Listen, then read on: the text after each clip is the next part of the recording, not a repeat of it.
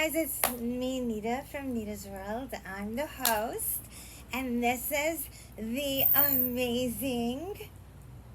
Melissa Renee. Yes, Melissa Renee. She's amazing. And we're going to talk about today some really cool stuff. You know, this is all about beauty, inner beauty, life, love, and that's what we're going to be projecting. So I want you to know some things about Reiki healing, which is something that Melissa here is a big part of. And I'm wondering what led you to Reiki healing, Melissa? Around 2011, I was serving in the United States Army. I was in Georgia. Okay. And my ex-husband had a L4, L5, S1 double spinal fusion and chronic, so he had a lot of chronic pain. He had a PTSD. And I went to a Reiki meetup group because I just started learning about energy work. And I told my ex about Reiki, and there's a lady that I met at the meetup group, and I said, I'd like you to meet this lady and see what she has to offer. My ex-husband, being the skeptic, he sat there when she came in. Her name was Faye. He was like this, body language. Wow. And she started to unpack things that went back to his childhood. Okay. And he started to really start leaning in. His posture started softening. And he started to lean in. She gave him a Reiki treatment. And afterwards, he went into the bathroom. And did you ever see that Vicine eye commercial where it's all cloudy? Yeah, I remember that. And that's exactly what he said. He said colors got brighter. He was able to see better. Wow. And he totally changed his perspective on Reiki. I really embraced Reiki because of being in the military, constantly on the go, doing a lot of strength training, taking care of soldiers, being in a stressful environment. It was a way of me empowering myself and not having to rely on the system of medication. Medication, drink water, and exercise is like the pillars about dealing with issues in the military. Wow. I could do this, look at that. I could do Reiki anywhere. Interesting.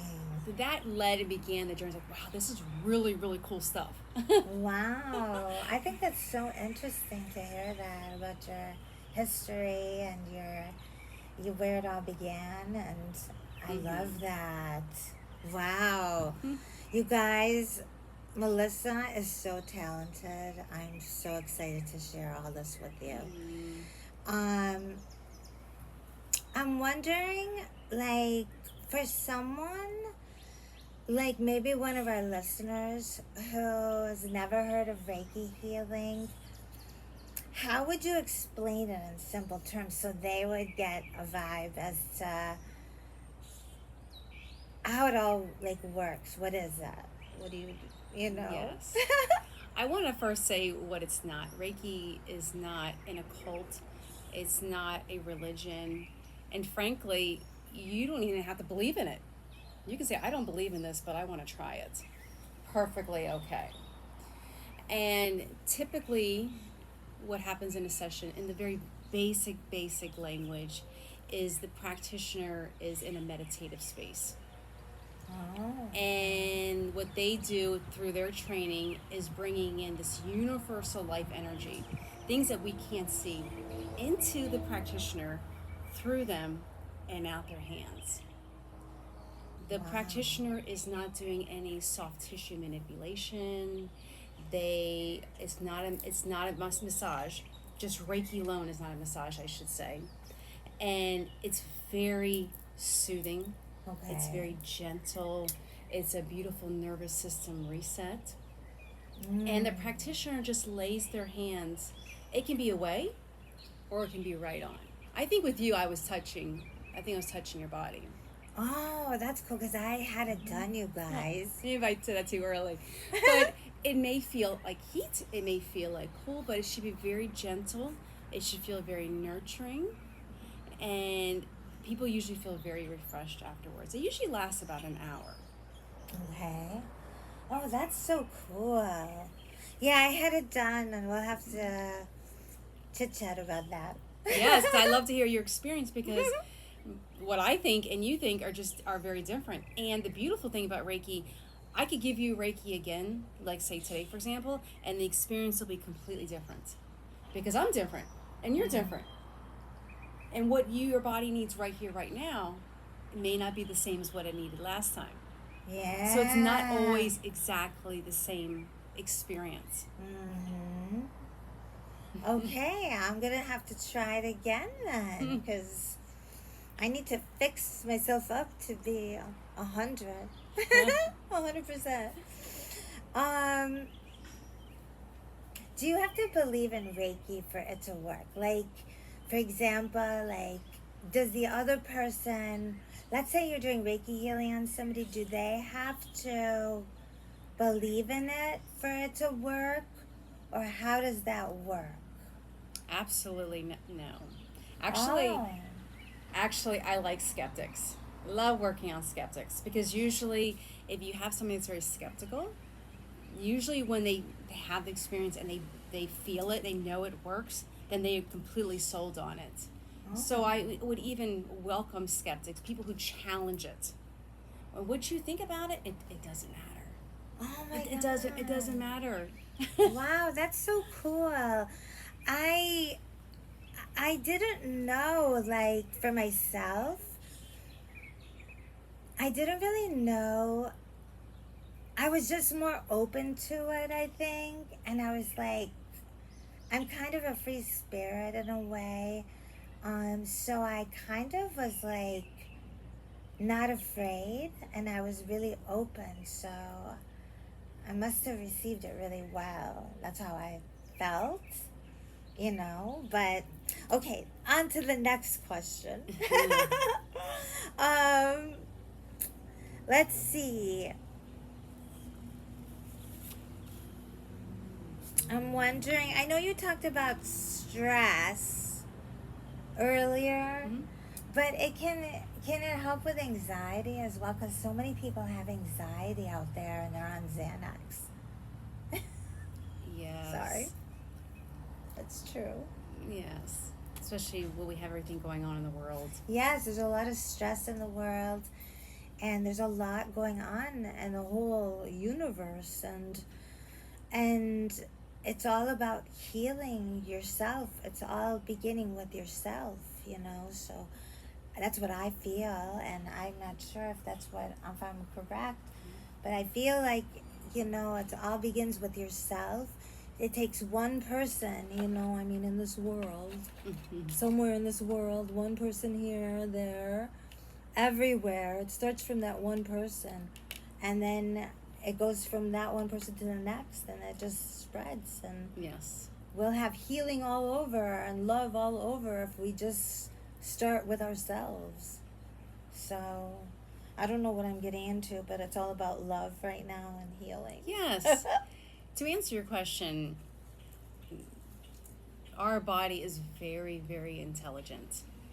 We are our greatest guru. Everything, the truth is found within. It's not found above anywhere. It's all going deep within, connecting to the guru within, connecting to the consciousness within, connecting to the higher self, whatever language resonates with you. Can anxiety help? It can help with multiple things. The body's going to take that Reiki energy, and it's going to say, what do I need? What do I need? Or what do you need right now as a top priority? What I've noticed in Reiki, it goes to areas that you didn't even think about. It is healing that maybe needing that you didn't even realize. Because we talk about like the emotional body, the physical body, the mental body, the spiritual body, all these different layers that are going on. And when you can get in that relaxation state, the body can finally do repairs, because now we're getting that place of rest and digest. So how many people are in survival mode? They're go, go, go, True. Working, taking care of kids, trying to eat right, trying to exercise right, and then we're listening, we're on our phones and the TV, so we're constantly processing everything. And but if we can give ourselves just a little bit to receive the purest form of love, and that is this universal life force energy that does not judge you, is not criticizing you, but is just pouring true love into you. So it's not me. I am just the conduit. So you have this pure love pouring through me to the person with no judgment of what you have going on in your life. Just, I love you. I'm here to help you. Aww, I love that. That's amazing. I love you. It's all about love. That's what I'm talking about. Love. Spreading the love and using the energy and healing yourself with that love healing energy. And it just gives you that vibrancy and that glow. That's what I think. I mean, your outer glow is your inner glow. Yes, and sometimes the first part that we need healing is that self-love. Yeah. And I don't mean like in the egotistical, like, oh, look at me. Look at me. I mean, do I love myself in my rawness, in my totality? Yeah. Do I love myself when I'm all disheveled, hair up, and not feeling the best? How deep do we really love ourselves? Yeah. And then that spreads out to everybody else, because it's true, I love myself, and I love where I'm at right now in my life. Yes, I love that. It's like spreading the love. It's like so beautiful, right? And that's what I've been trying to preach all my life. And I finally have met beautiful souls like Melissa, and she's helping so many people, and I just think that's quite amazing. So let me ask you, I was wondering, like, how do you, because you do so much, like, with energy, how do you protect your own energy? That's a great question. From, all that energy, because everyone carries energy. Right. And we are taking things in all the time. Taking things in from the phone, listening to people talk about their hardships, going to work, seeing the news, everything going on globally. And yes. And some people are actually natural empaths. So when you're an empath, you feel everything. You feel it so much that you make it your own experience. Yeah. I feel like I don't know if you know this, but everyone all my life told me I was an empath. Mm-hmm. And like, I might have learned to become stronger, so I don't pick up everything as much anymore in my mature years. But like energy, I used to absorb it like a sponge. Oh, and I didn't know it. I studied it a little bit, so I learned that you can block it, but I just form a bubble around me. That's how I do it. That's what they told me. Yes. And somebody told me that years ago, but go ahead. And there's so many techniques. I don't consider myself an empath. I consider myself more what people would call more clairvoyant. Oh, so nice. Clairvoyant means clear seeing. Okay. And that doesn't mean I'm seeing souls walking around and all that, like your grandma. I'm not seeing, that's not what I'm saying. But when I'm in I see dead people. I see dead people. No, I mean when I'm like in a Reiki space, I may visually see stuff, or spirit may show me a scene, like a movie scene that comes up. That's how it comes to me. It's not like I'm saying, oh yeah, your aura is like red right now. That's just not me. Other people, that's their gift. Yeah. I've always wondered how they did that. I'm like, how come I don't see colors around people? I truly believe everybody has a natural intuitive gift. From clear smelling, clear knowing, clear seeing, clear feeling. And then there's people who just know. I know something's going to happen. I know this is how it's going to be, because they just know. Yeah. Or they'll start writing. They'll start writing gibberish. Oh, I've seen that before. That's so interesting. We all have the gifts. It's just gifts from God. Right. It's an untapped and unpracticed gift. Yeah, that's all beautiful. It is. It's beautiful. And I feel like, it's a gift from God, and it's, being an empath is a gift from God, and being intuitive able to see certain things medically or spiritually Mm-hmm. because of God's love and light. I feel like it's a beautiful thing. I love it so much. Yes. It teaches me. It's taught me so much just speaking to you today. I'm really enjoying this. Me too. So there. But back to your question, how do I work with my own energy? It goes into those practices, those rituals. First and foremost, meditation. Sitting in the quiet, finding a meditative practice. I became very ritualistic in it because I need that. I need a certain ritual. I need a certain pattern to help me stay grounded and protected in my space. Mm-hmm. I need to know not to get so pulled into everybody's story. There's a difference between empathy and compassion. Mm-hmm. If you're giving empathy, you're feeling it and your body's metabolizing it.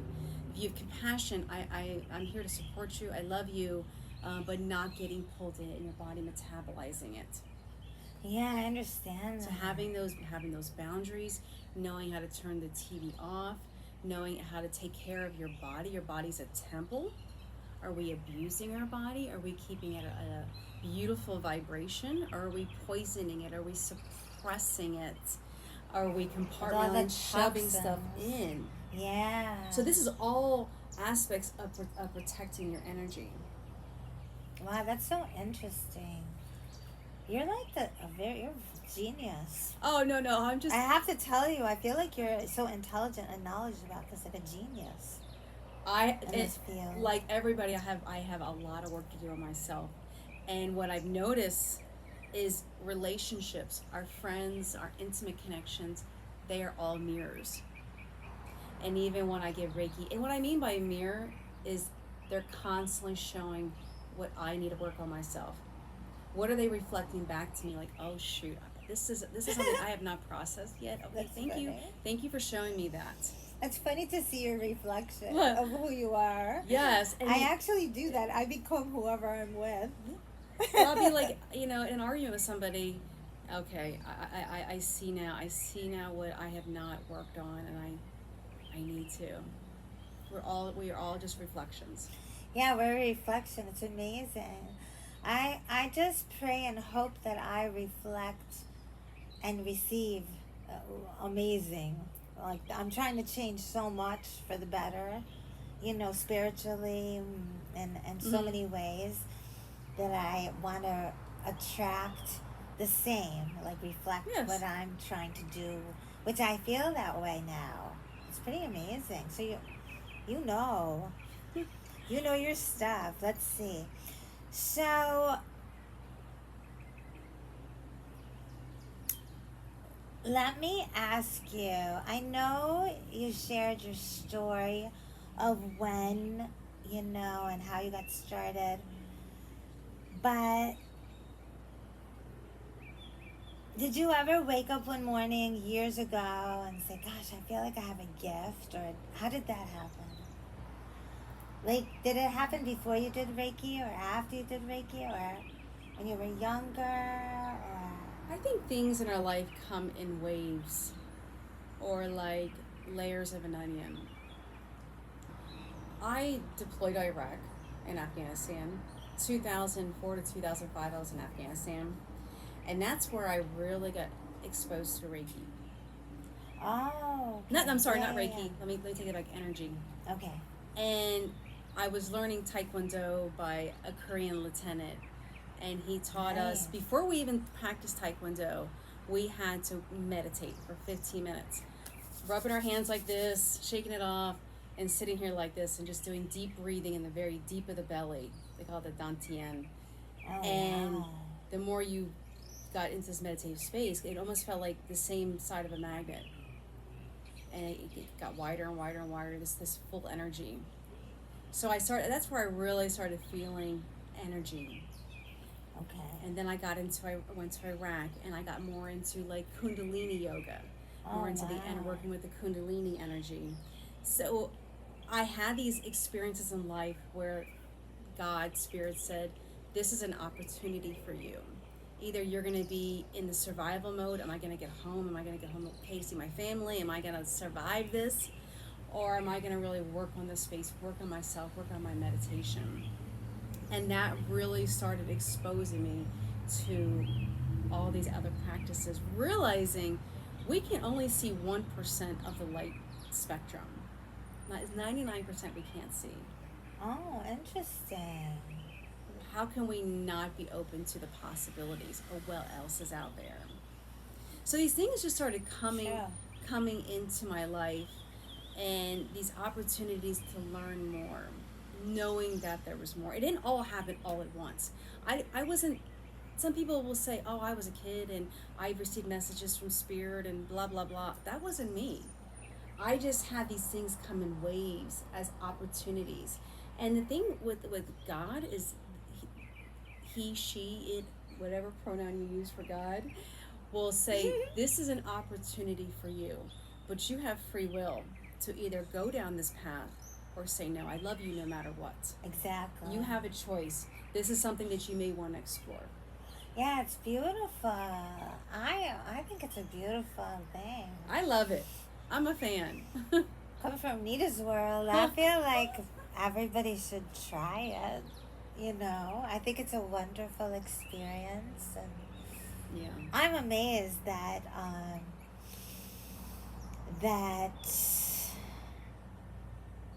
you have this gift. You know, it's really cool. So let me ask you.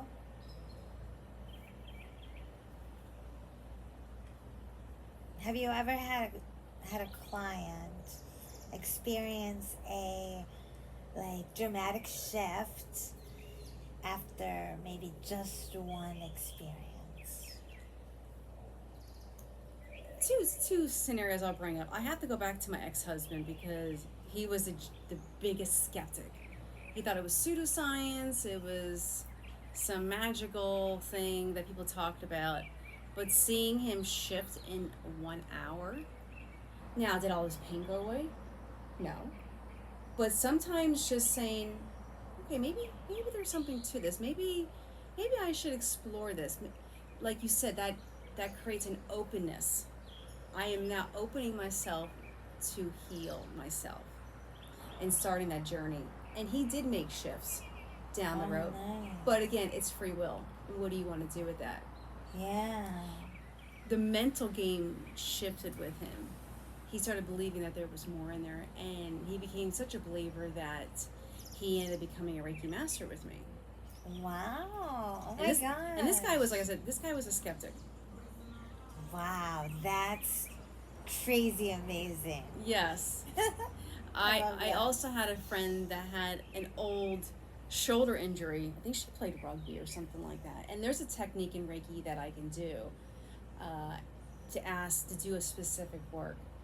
She walked in, we did a specific Reiki technique, and she walked out with her shoulder she's like, oh my God, I can actually move my shoulder now. Wow. So that was really cool. That is amazing. You know, okay, let me just get to the next question before I get so excited and tell you everything about what I've experienced. Let's see here. Let me ask you, I want to inspire the listeners, and I'm wondering what rituals keep you aligned and glowing so that we can all do the same for ourselves. You know what I mean? That is a very personal and intimate choice what people need to do. There are people that they don't need to have rituals. My Reiki teacher looked at me and looked at my ex-husband at the time. My ex-husband wasn't working. There's a whole story about that, but he wasn't working. And she looked at me, she's like, you are going to have to do more work than he does. And that's because you're in the military environment all day. You're going to need something to downshift and get yourself in a meditative space. You're going to take more time. I was like, okay. Now, I'm just saying that just to preface what I'm about to say. For me, my My ritualistic practices have changed. They have evolved. They've gotten a lot more personal. And I brought a couple things today, just in case this came up. When I do, this is just stuff that I do. One thing, I never tell people what to do with their practices, because it shouldn't come from anybody else. There's no plan. There's no guidebook for this. This is a journey to self, a journey to self-love, a journey to the connection above, whether it's the higher self or God or angels and all that, whatever. Amazing. So who am I to say what you should do? Mm-hmm. So this is what I do. Every time I give Reiki or I do something like a prayer ceremony, I always wrap myself in this. Oh. So my body knows when I put this on, it's time to meditate. It's time to do sacred work, and I'll put this around. Some people will sit in a chair, some people will sit maybe outside, but it prepares my mind, my body, that I'm going into a sacred space. Oh, nice. Is this needed for everybody? No, this is just what I need. What you do. So but... this has so much energy infused in it because I've given the Reiki, giving the energy and all that. Yeah. What I also have done, I've had experiences of sitting with certain Native American tribes, with like the Lakota in Washington State. And what that is taught, what the Native Americans have taught me, and a little bit of exposure that I've had, is they say ahomatakuyasin, which is ahoma what? Ahomatakuyasin. Ahomatakuyasin. Ahomatakuyasin. Ahomatakuyasin. It's hard, and I'm probably not saying 100%, but that means all our relations. It means the connection to the stone, to the birds, to the creepy crawlers, to the snakes, to the winged ones. That this whole web of life, that we are all connected. It is not humanity. It's separate from animals. Yes. It is, we are connected to everything. And to have that appreciation to the animals. So when I started bringing in bison into my diet, breaks my heart, to eat another animal, but what the Native Americans said, to say a prayer, say a blessing. Oh. So when I cook this bison, or when it comes to the mail, because I order from a farm that I like, I can get behind them. I say, I put my Reiki symbols in it that I'm taught, and I say, thank you for your sacrifice. May I do good with this. May I do good with these nutrients. Thank you to the farmer. Thank you to the rain that washed on this bison's back. What is bison? It's a bigger version of a cow. It's a big animal. Now, if I was to feed you bison, you probably wouldn't know the difference because it has less fat. But it's a big animal.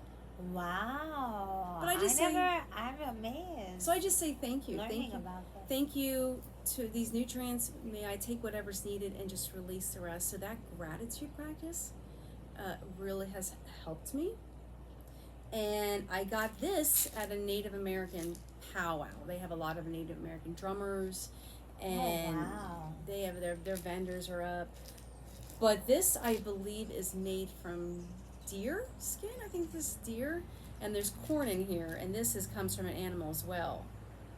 So thanking the animal, calling in the energy of this animal, and then this is almost like a nervous system reset or drumming, and I'll just sit there. Wow. Am I allowed to feel? No, you feel so.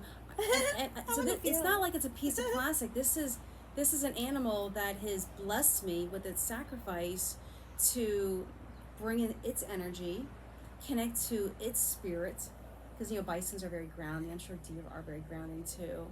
Bringing in the corn, so how that was raised, the land. Who put this together? So it's different than our phone that was just made in a machine. Yeah. This is technology, and we need this, but there was a sacrifice. There was a death to this. And let me honor this, and let me help this with helping you. I didn't use this with you, but sometimes with Reiki, this is my add-on part of it with Reiki. I will go around the whole body, and it's just this constant rhythm is like it's getting you. It's a transitional piece. So interesting. I love it. Oh my God. You don't need anything fancy like that. You can just take some corn or whatever and put in a I little love that. put in a little medicine bottle and just shake it. That but is so neat. It's this constant rhythm. Wow, it's like natural, and that's part of the healing session. Yes. So this is just things that I do. I really do my prayers, my meditations. I bring in all the elements to protect me. I give gratitude to the land below me and around me. Oh, neat. So Good. it's bringing in. I live in a townhome, but bringing in the energy below my feet, and all the creepy crawlers, the ecosystem that's thriving underneath. I know. It's so interesting. Yeah. They say you should walk barefoot a lot because of the energy. Mm-hmm. It comes through your feet. But I wear shoes all the time. Yeah. I need to go barefoot. I just like wearing shoes. I'm like one of those people. It's so funny. Well, it's the air in where we live as well. Yeah, true. So, but I'm so excited. This was so great. Mm-hmm. And it was such a pleasure to talk to you Today about Reiki healing. And, you guys, I hope you enjoyed the show and the presentation by me at Nita's World and Melissa. So we look forward to seeing more of us in the future. Yes, ma'am. So there. Bye. Bye. Blessings.